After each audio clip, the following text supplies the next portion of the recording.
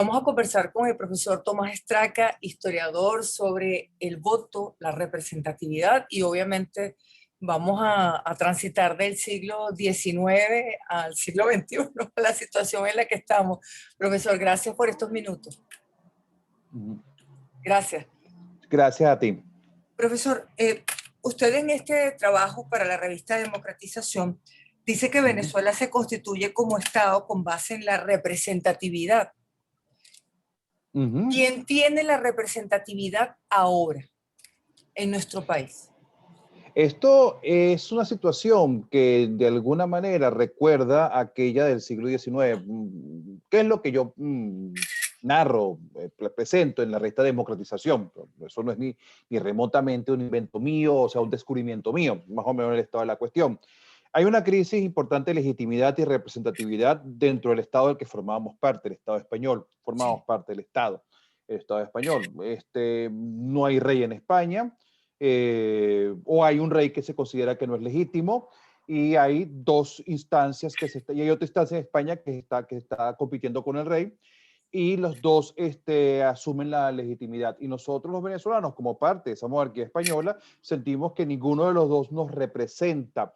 La idea de representatividad es muy importante, es una idea de antiguo régimen, pero que después se va para la contemporaneidad, para la modernidad, según la cual quienes están en el poder lo están en tanto que en cuanto el pueblo los ha puesto allí y ellos son representantes del pueblo. Hay una idea distinta de pueblo, hay una idea distinta de cómo lograrlo, pero ese es el sentido básico. Y se decía en Caracas, bueno, si José Bonaparte, es el que está en Madrid, no nos representa a nosotros, y si Cádiz o la regencia tampoco nos representa a nosotros, bueno, el poder, la soberanía regresó a nosotros y nosotros decidimos a ver qué hacemos. Eso es lo que dice el 19 de abril, eso es lo que dice nuestra acta de independencia, y ese es el principio con el cual se convoca el Congreso. El Congreso de 1810 es, bueno, ya que no tenemos representantes en ninguna parte, vamos a hacer unas elecciones para que salgan unos representantes, se reúnan en Congreso y ellos decidan qué es lo que vayan a hacer.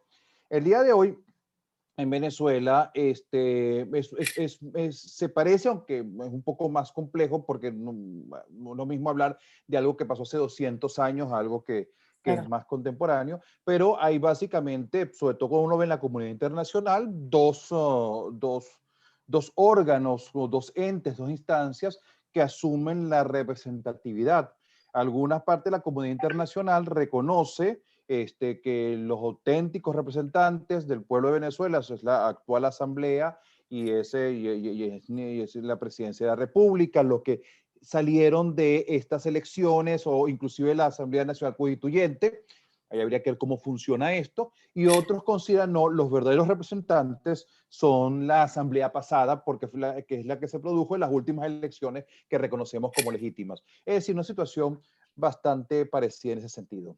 Ahora, profesor, en esa situación parecida a la que vivimos en ese episodio del siglo XIX, ¿quién es el verdadero representante hoy? Porque obviamente Maduro pareciera no representar a la gran mayoría del país, pareciera obvio. Bueno, las Pero encuestas dicen eso, ¿no? Que una parte del país no se siente representada. ¿Pero qué? Pero disculpa que te sí, interrumpí. no, profesor.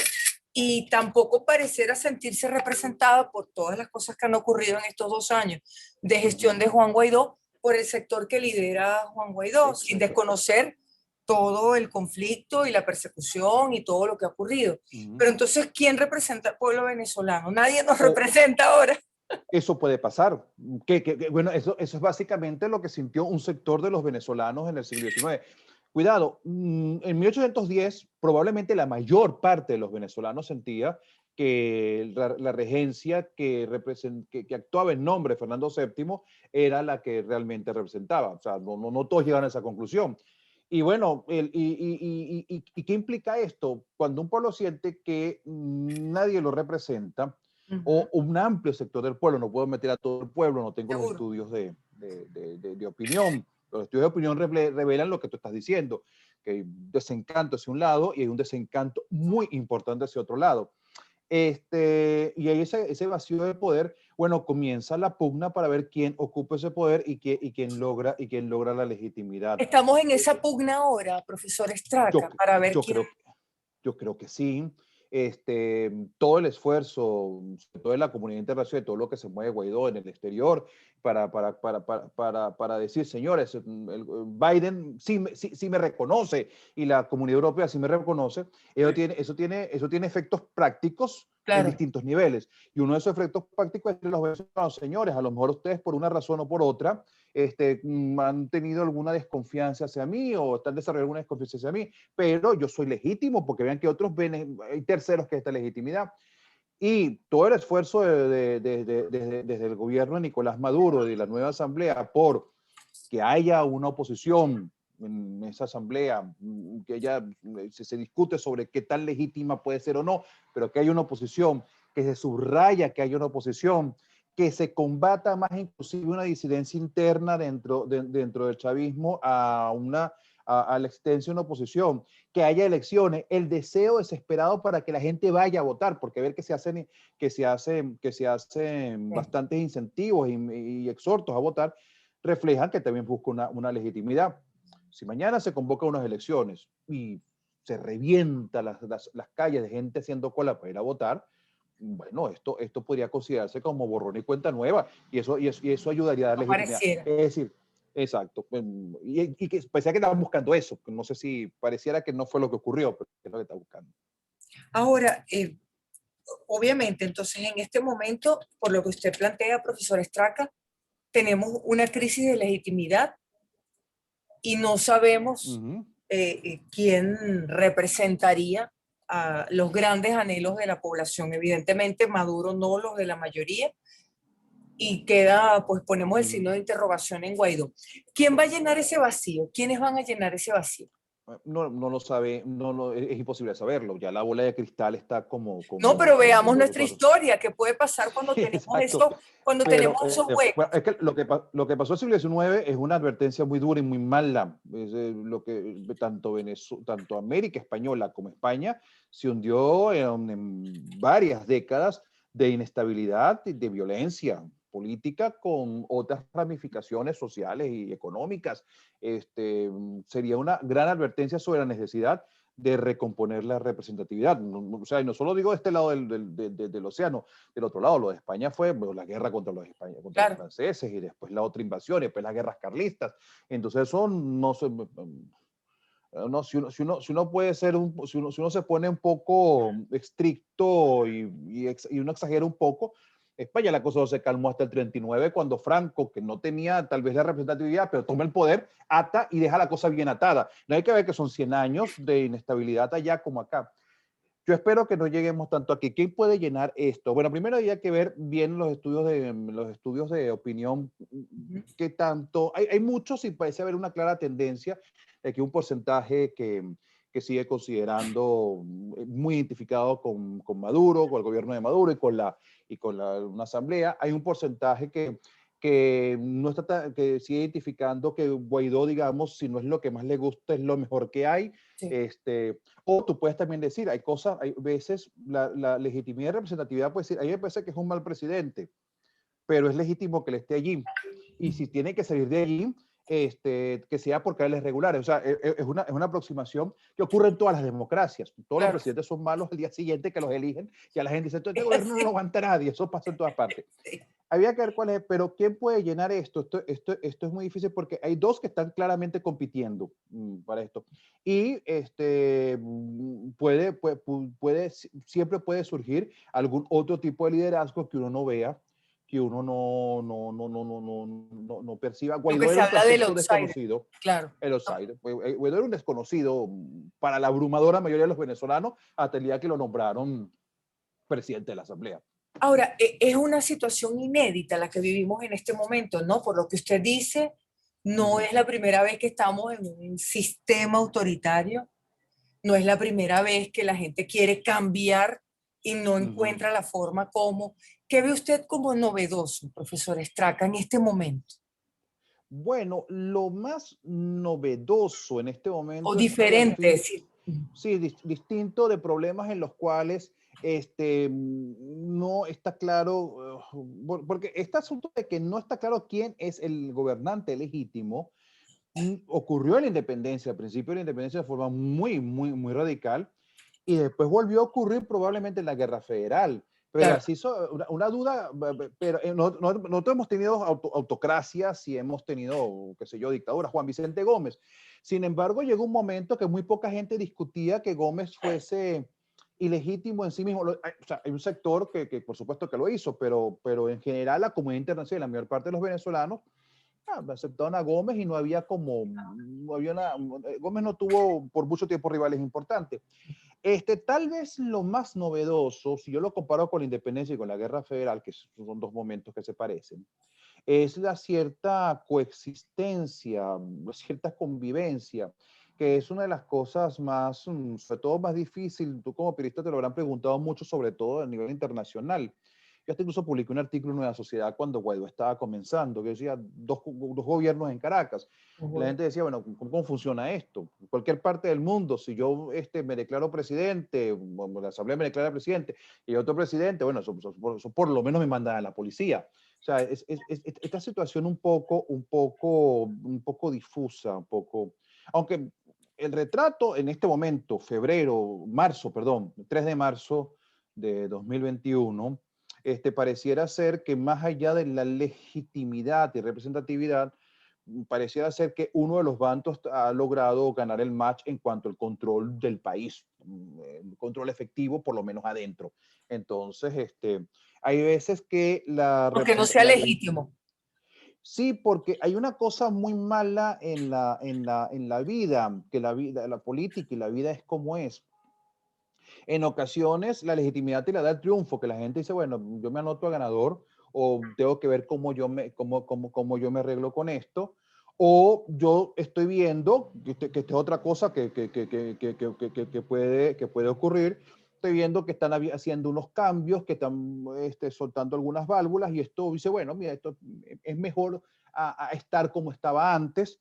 Entonces, la comunidad internacional es experta en eso, en al final entenderse con quien, Con quien con quien ejerce el puedan, control. Claro. exacto, porque yo necesito resolver cosas y hay que ver que eso es otra dimensión que imagino tiene pensando mucho a Guaidó. Bueno, y me doy cuenta también que buena parte de su esfuerzo es demostrar esto, no, mira, me atendió fulano, me atendió Perencejo, no, cuidado, todavía no van, pero fíjate tú, hay muchos gobiernos que no reconocen la presidencia de Maduro y que sin embargo de alguna manera se las arreglan para tener representación diplomática y relaciones comerciales con Venezuela. Entonces, eso puede pasar. Y No eso sé se si... puede mantener, esa dualidad de este sí, este no, este para unas cosas, este para otras, que lo hemos visto con la COVID-19, profesor Estraca, por ejemplo, Exacto. porque Guaidó maneja los recursos y el control del territorio lo tiene Maduro.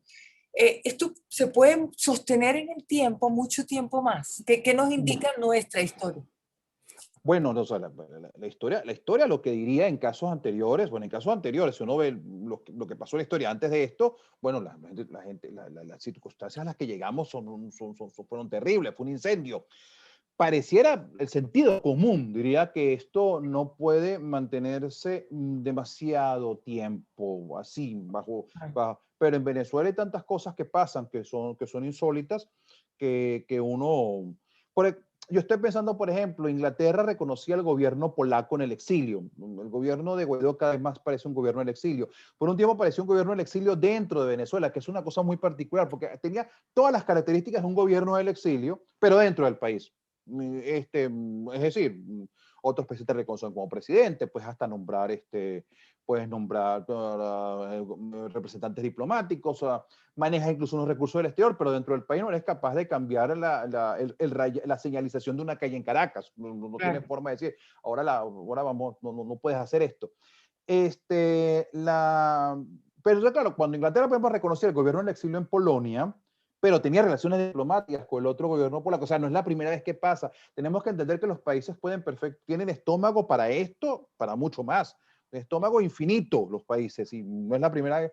Al fin y al cabo, una regla que estaba más clara.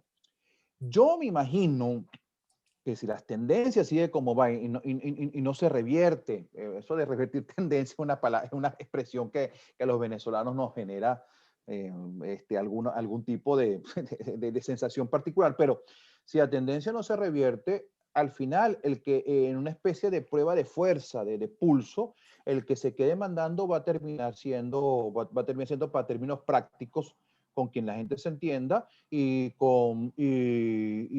indistintamente de la legitimidad, o sea, tanto los que están afuera como los que están adentro, fuera del gobierno, pero adentro, tienes que sacar el pasaporte, tienes que sacar la cédula, tienes que ver cómo consigues gasolina, tienes que ver a quién preguntarle si se vuela una tanqueta de la electricidad de Caracas o de Gaddafi, o el Corpoelect se llama ahorita, tienes que hablar con Corpoelect, es decir, no sé, al final la práctica puede ir haciendo y quien tenga el control se pueda mantener. Salvo que haya una tendencia distinta, puede ocurrir esto a mediano plazo. Es decir, que aunque en términos aunque en términos oficiales se siga hablando de dos gobiernos, si esto no da un viraje en alguna dirección, al final será entendido y aceptado como gobierno el que más parezca un gobierno de verdad. Aunque no sea legítimo. La gente va a Por lo comenzar que usted dice a del verlo. estómago, ¿no? Que ahí tienen estómago para... Exacto, ¿no? Y la gente va a comenzar a verlo como el uso puede terminar dándole legitimidad a algo. Es decir, yo no soy ya experto en términos, No, un no, por favor. politólogo, o no sé si, pero es más o menos, qué sé yo, es como la gente que ocupa un terreno y después dice, bueno, yo tengo aquí 25 años, yo lo he sembrado, tal y qué sé yo. Entonces, bueno, lo que es una situación de facto se convierte en una situación de jure, ¿no? En el caso del campesino. No sea la primera vez que eso ocurra en otras partes. Para nosotros sí sería la primera experiencia en el caso de Guaidó, lo que usted plantea, profesor Estraca, de un gobierno en el exilio. En el exilio dentro de Venezuela o en el exilio fuera, no sabemos hacia dónde Sí, va. mira, fíjate tú, un gobierno en el exilio, completamente que la gente reconozca, este es un gobierno en el exilio.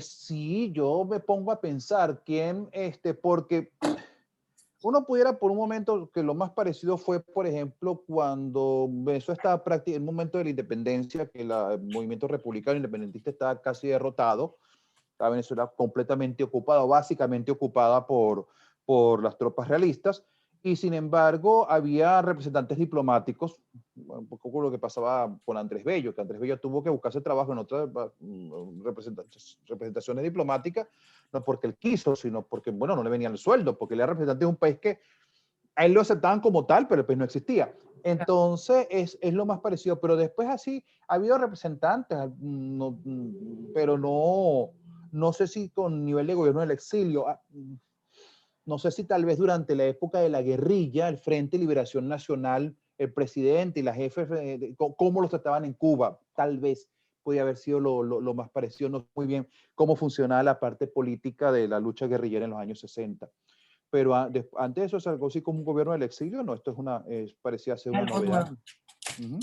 Profesor Estraca, usted plantea también en las conclusiones del trabajo que la soberanía nacional expresada en el voto es la base de la legitimidad, o era la Uh-huh. base de la legitimidad. Sí, Si la gente no vota, ¿qué pasa? sí. Sí, tú sabes que esta es una de las cosas que es interesante, porque a lo largo de la historia venezolana, desde la decisión que toma la Junta de Caracas, la Junta Suprema de Venezuela en 1810, es una decisión trascendental, que es convocar elecciones. La gente no subraya esto, que la proclamación de la República es resultado del primer acto democrático moderno de Venezuela. Claro, esas elecciones en 1810 el día de hoy no se verían como unas elecciones modernas, pero estamos hablando de 1810. O sea, ¿cómo se forma la Junta? Se forma con instituciones coloniales, un conjunto de padres de familia que están representados en el cabildo, organizan una junta para gobernar en nombre del rey. Y esta gente que viene de una cosa tan tradicional, lo que se le ocurre es convocar elecciones. Claro, a ellos se les ocurre, o no a todos, se les ocurre a Juan Germán Rocio, que es un cerebro que estaba 2 o 3 pasos más adelante, y Juan Germán Rocio hace un reglamento electoral que es la cosa más revolucionaria que probablemente se hizo en aquel momento, y dice, no, señores, aquí no importa si usted es padre de familia, si usted es rico, si usted es pobre, si usted es negro, aquí lo que importa es que usted sea hombre mayor de 21 años y que no tenga deudas o no esté preso, no esté loco, no sea borracho, y usted vaya a votar. Esto rompe. Una de las primeras cosas, bueno, ¿y cómo hacemos para elegir estos estados? Bueno, vamos a poner los curas párrocos, porque tienen que inventar algo, están inventando algo nuevo. es interesante que a partir de entonces, a pesar de todas nuestras guerras civiles, nuestras autocracias, las manipulaciones, todos, absolutamente todos, incluyendo Juan Vicente Gómez Chacón, incluyendo Antonio Guzmán Blanco, incluyendo Marcos Pérez Jiménez, hicieron el esfuerzo por convocar elecciones, aunque estas fueran no más que una mojiganga, que una pantomima, para ellos sentir que son legítimos. Es decir, que el tema del voto es un tema importante. ¿Cuál es la diferencia fundamental? Entonces, claro, algo había. Pasa que la gente decía, bueno, esto es importante, debe ser importante, pero no tiene efectos prácticos. Hubo momentos que sí tuvieron efectos prácticos, pero es a partir de 1958 que los venezolanos descubrimos que efectivamente la mayoría se va a hacer reflejar de forma tan contundente, tan clara, que cuando los venezolanos decidieron votar por un candidato antisistema, votaron por ese candidato, ganó. Y cuando ese candidato antisistema comenzó entre el año, ese primer momento del chavismo, digamos entre el 99 y el 2002, ese primer momento, él decidió demoler el sistema anterior, no demolió el sistema anterior con un conjunto de decretos, como si hubiese sido una revolución triunfante, normal, sino a través de un conjunto de elecciones donde yo creo que la expresión de la voluntad mayoritaria se reflejó. Yo creo que no podemos llamarnos engaño. Yo Venezuela compró esto, es decir, la gente tuvo una confianza por el voto. Actualmente hay una desconfianza hacia el voto, según lo reflejan algunas encuestas. Bueno, de otras partes, hay sectores importantes de la dirigencia venezolana que llama a no votar. Esto tiene una relación directamente proporcional con la idea de legitimidad, porque la gente sigue pensando, seguimos convencidos de que es legítimo nuestro auténtico representante. Y la forma de conseguir un representante legítimo es a través del voto. O sea, no hay otra forma para resolverlo de una manera distinta. Y si yo tengo algún resquemor sobre determinadas elecciones, si la comunidad internacional no reconoce estas elecciones, esto puede tener un efecto en la legitimidad. Y bueno, nada, la respuesta está muy clara. Uno se da cuenta que el Estado exhorta al voto. Quiere que la gente vote, quiere dar las mayores muestras en la medida de lo que puede de que usted no va a perder su voto, de que va a ser la expresión. Es decir, el resultado entonces, para responderte en corto, bueno, que esto ahonda la crisis de legitimidad y con todas las connotaciones políticas que esto tiene. Ahora, profesor Estraca, no votar también con base en lo que usted plantea de que el voto es la base de la legitimidad. No votar es una forma de protesta también, es decir, la gente está conscientemente dejando de votar porque no quiere legitimar una situación determinada. Es decir, ese es el razonamiento que está detrás de la abstención. ¿O hay otras cosas? No lo sabemos. Habría que preguntarle a la gente, pues son los problemas de la abstención. Claro. La abstención es que hay una cosa en los hoteles, en la hotelería, que se llama el no-show. El no-show es que gente que reserva, inclusive paga y no aparece. Hay un porcentaje de gente que no aparece por una razón o por otra. Entonces, yo estoy comentando, yo de hotelería no sé nada, ni tengo que ver con esto, pero Claro. hay una vez una conferencia sobre esto y yo digo, no, no-show. Entonces el dueño del hotel se comienza a preocupar si comienza a haber demasiado no-show en una circunstancia determinada, porque eso puede significar que hay problemas con el ferrocarril o con la línea aérea, puede significar que hay algún tipo de problema que la gente no se aparece y que él tiene que averiguar qué es. Pero él inicialmente no sabe qué es lo que pasa. Él solamente reza, si es una persona, bueno, no reza nada, pero pensemos que es un buen tipo, una buena mujer, rezan para que la persona que no vino fue por alguna otra razón y no que tuvo un accidente, ¿no? O sea, que haya sido por otro. Eso es lo mismo pasa cuando tú no vas a votar y esta abstención no se conecta con un movimiento político más claro y más amplio. O sea, el problema no es Es lo que votar estamos viendo, o no ¿no? votar. Exacto, En simplemente nuestro país. tú puedes presumir que hay un cierto desencanto. Sin duda, el inicio de la abstención en Venezuela en la década de los 80 fue un signo muy claro de que la gente comenzó a sentir una distancia hacia los políticos, como se decía entonces, y todos conocimos abstencionistas y todos estuvimos, y los abstencionistas que uno conoció generalmente decían, no, yo no voto porque esto vale la pena, porque esto fue el primer paso a comenzar a mirar para los lados, es decir, primero esto no me interesa, después voy a ver. Entonces, el no votar tiene esa característica. Claro, ese desencanto, si no está políticamente direccionado, no se vuelve conciencia política para todo el mundo. O sea, no cualquiera ama de casa, no cualquier señor que esté ahorita, de repente tú sales de la oficina y está bajo un señor barriendo, usted piensa votar y el hombre, ¿cuándo hay elecciones? No está, el que no esté pensando en eso, ya te dice algo sobre la importancia que le da eso y la legitimidad que le da, pero no te la elabora. Así es lo que dice, mire, señor, ya tengo tanto problema, tengo 4 muchachos, no consigo el gas. ¿Qué anda yo pensando en eso? Claro, él lo que te está diciendo ahí es que él siente que él si vota, eso no va a cambiar su problema de conseguir gas. Pero bueno, pues no te lo elabora así. Eso es lo que tiene que hacer un político. Un político tiene que llegar y decir, mire, señor, si usted vota, usted le podemos mejorar el gas, o si usted no vota, nosotros podemos mejorar el gas y él verá. Entonces sí lo elaborará un poquito más. Pero está cerrada entonces la salida electoral, profesor Estraca, en cuanto a que no percibimos que el voto nos ayude a tratar de elegir a personas que sean realmente, nos representen y sean legítimas para nosotros. Está cerrado para Venezuela en este momento, porque vamos a un escenario electoral ahora. Exacto. Sabes que esto es una de las discusiones que se hacen mucho en las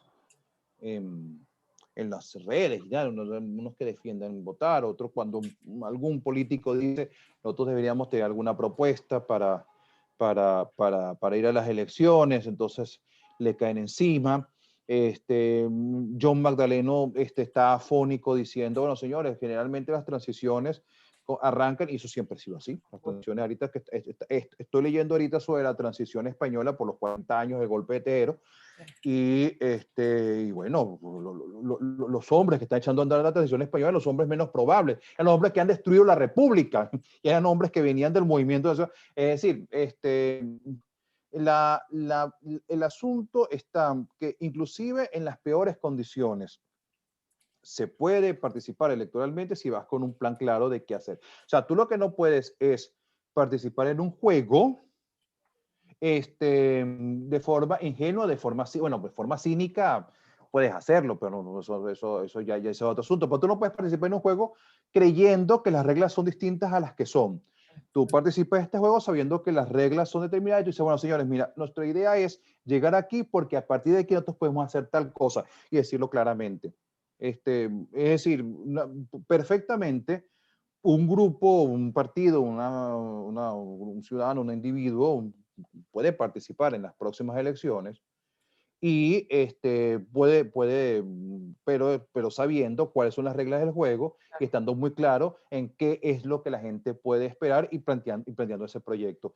Si las elecciones han sido importantes en las transiciones, la mayor parte de las transiciones han sido importantes en las elecciones, pero siempre como una pieza en el tablero. Puede ser la reina, o puede ser un alfil, o puede ser, ya eso lo dice cómo está el tablero y lo dice como es tu estrategia. Entonces, o sea, cuando yo digo esto, yo lo que estoy señalando es que no es una cosa que la considero definitivamente cerrada siempre y cuando se entienda cuáles son las condiciones y qué es lo máximo que se puede sacar dentro de una estrategia más amplia. Nosotros tenemos como sociedad un apego al voto como instrumento de cambio, profesor Estraca. ¿Por qué se lo pregunto? Porque esa es la vía que queremos para cambiar esta situación en la que estamos. Pareciera que sí, y espero que eso no esté cambiando para mal.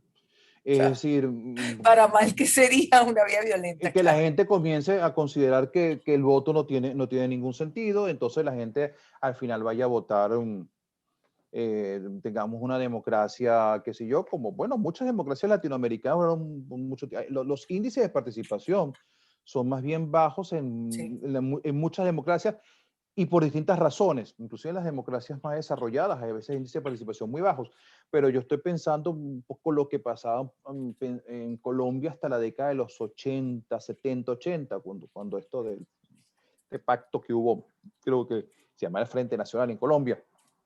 Bueno, hubo mucha gente, que sobre todo la gente de las zonas rurales que le daba igual. Dice, bueno, total, es una gente que lo... Entonces ellos no veían el voto malo, lo veían como irrelevante. Relevante. Claro. Que eso es una de las cosas que cambió en Colombia. Cuando ganó el no es porque la gente no tomó en cuenta, pues la gente no encuestaba a la gente que no votaba y que, bueno, y que por distintos cambios comenzó a votar. La cosa comenzó a cambiar. Estoy temiendo que esto sea así, que al final el voto sea un asunto que interese nada más A a los los políticos. directamente vinculados a los políticos, por una razón o por otra. Es decir, yo voy a votar porque yo formo parte de este gremio y yo de esta manera me interesa por lo menos que llegue este concejal y por allí. Entonces, como te digo, y el señor que está enfrente de tu oficina barriendo, o la señora que está en el kiosco, perro calentero que esté más allá, dirá, bueno, esto será o no será importante, si voy o no voy, va a ser lo mismo. Y si la gente no vota, pero quiere cambiar, ¿hacia dónde se va a canalizar ese cambio? Esto es, si la gente no vota y quiere cambiar, bueno, Porque es depende evidente que hay una mayoría que quiere un cambio. depende de quién logre dirigir esto, porque la gente puede querer votar y puede querer cambiar y no tener cómo expresarlo, y el hombre que no convoca elecciones se muere en la cama, vuelve a hablarte Franco, te vuelve a hablar de Gómez. No pasó nada. O sea, puede pasar que no pase nada, que dice, bueno, mira, yo quiero, Claro. yo siempre lo digo, en la vida hay cosas, yo quiero ser más flaco, yo lo que no quiero es hacer dieta, o sea, la cosa no es así nada más que yo quiera algo y lo decrete. Entonces, depende si hay un liderazgo que vaya a favor de ese cambio, y ese liderazgo puede ser muy peligroso dependiendo del nivel puede llegar a conclusiones muy peligrosas, porque eso, bueno, si no va a ser por el vía del voto, bueno, puede ser por el vía de la protesta, pero hay Y si que tener podemos cuidado llegar con a ese algo punto. peor, es lo que entendemos, profesor Estraca, por lo que está Se puede diciendo. llegar a la violencia, entonces hay que evitar, o sea, es decir, si no hay, si hay una presión social, esa presión no tiene válvulas de escape, esto hacia algún lado va a ir esa energía. Pero, porque también puede haber un deseo de cambio, pero hay que ver cuál es el nivel cuál es la dimensión política, ese deseo de cambio, y qué tan acuciante este deseo de cambio. La gente puede querer cambiar, pero la gente de repente, si le llega el gas, si se le mejora el sueldo, entonces la gente dice, bueno, te cambio, me sirve. O puede ocurrir tenemos un caso interesante, que es el caso de Gómez. Gómez significó un cambio para bien en la visión de la mayor parte de los venezolanos, por lo menos hasta 1916-17. Y a la gente no le importó que él demoliera lo que quedaba, que no era mucho, la verdad, tampoco Gómez que tuvo que hacer antes tuvo Castro, y entonces, pero que él demoliera lo que quedaba de cierta alternabilidad republicana, democrática, y la gente lo fue aplaudiendo sistemáticamente, bueno, porque no había más guerras civiles, porque las cuentas comenzaban a funcionar, porque la economía estaba mejorando, porque venían inversiones, la gente dice, Podríamos vivir un proceso como ese, con Maduro, un proceso como el que este, vivimos con Gómez, tendría que ofrecer, acomodarnos a la peor situación.